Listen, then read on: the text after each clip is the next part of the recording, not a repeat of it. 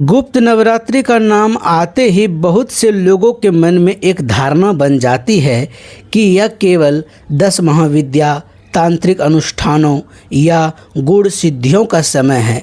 यह धारणा पूरी तरह से सही नहीं है, चूँकि शाक्त परंपरा में गुप्त नवरात्रि का विशेष संबंध 10 महाविद्याओं की उपासना से अवश्य माना जाता है, किंतु इसका अर्थ यह नहीं कि प्रत्येक व्यक्ति जटिल तांत्रिक साधनाएं करे, क्योंकि शास्त्र पहले अधिकार, गुरु, मर्यादा की बात करते हैं, पात्रता की बात करते हैं।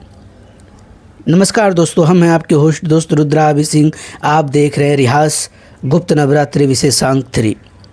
आज का विषय वस्तु है गुप्त नवरात्रि और 10 महाविद्या। क्या सामान्य साधक उनकी उपासना कर सकते हैं? तो दोस्तों, 10 महाविद्या आदि शक्ति के 10 महान दिव्य स्वरूप का वर्णन मिलता है, जिसमें महाकाली, माँ तारा, माँ षोडशी या त्रिपुर सुंदरी, माँ भुवनेश्वरी, माँ भैरवी, माँ छिन्नमस्ता, माँ धूमावती, माँ बगलामुखी, माँ मातंगी, माँ कमला। इन सभी स्वरूपों का उद्देश्य साधक के भीतर अज्ञान, भय, अहंकार, आसक्ति और अविद्या का नाश कर आत्मचेतना का विकास करना है। क्या प्रत्येक महाविद्या की तांत्रिक साधना करनी चाहिए? उत्तर है नहीं। यही वह स्थान है जहाँ शास्त्र अत्यंत सावधानी की शिक्षा देते हैं। तांत्रिक ग्रंथों में स्पष्ट संकेत मिलता है कि दीक्षा के बिना गूढ़ मंत्र साधना नहीं करनी चाहिए, गुरु के मार्गदर्शन के बिना विशेष अनुष्ठान नहीं करने चाहिए, केवल पुस्तक पढ़कर जटिल साधना आरंभ करना उचित नहीं है।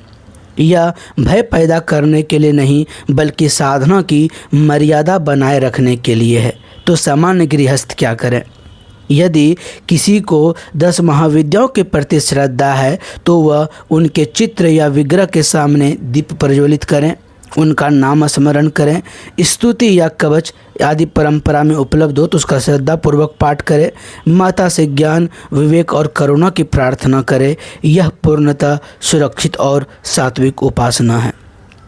क्या महाविद्याएं केवल उग्र स्वरूप है? तो उत्तर है नहीं। यद्यपि कुछ उग्र स्वरूप प्रतीत होते हैं, परंतु शाक्त दर्शन में उनका उद्देश्य भय उत्पन्न करना नहीं, बल्कि भय का अंत करना है। उदाहरण के लिए महाकाली समय और अहंकार का अतिक्रमण का प्रतीक है, तारा करुणा और संरक्षण का प्रतीक है, त्रिपुर सुंदरी सौंदर्य संतुलन और परम चेतना की अधिष्ठात्री हैं, भुवनेश्वरी समस्त ब्रह्मांड को धारण करने वाली शक्ति हैं, कमला केवल धन नहीं बल्कि समृद्धि, संतोष और मंगल की देवी है। अतः महाविद्याओं को केवल चमत्कार या भय के दृष्टिकोण से देखना उनके वास्तविक स्वरूप का अपमान है। गुप्त नवरात्रि का वास्तविक संदेश।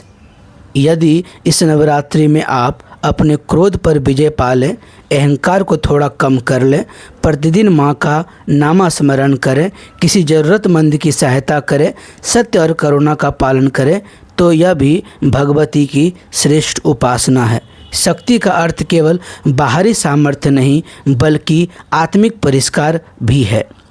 रिहास दृष्टिकोण से हमारी दृष्टि में गुप्त नवरात्रि का रहस्य किसी गुप्त सिद्धि में नहीं, बल्कि इस सत्य में है कि जब मन पवित्र होता है, बुद्धि विनम्र होती है और हृदय भगवती के प्रति समर्पित होता है, तो प्रत्येक दिन गुप्त नवरात्रि बन जाता है। इसलिए हम ना तो चमत्कार का प्रचार करते हैं, ना सिद्धियों का प्रलोभन। हमारा उद्देश्य केवल इतना है कि प्रत्येक साधक आदि पराशक्ति की कृपा, सद्बुद्धि, आत्मबल और अंतःशुद्धि प्राप्त करें।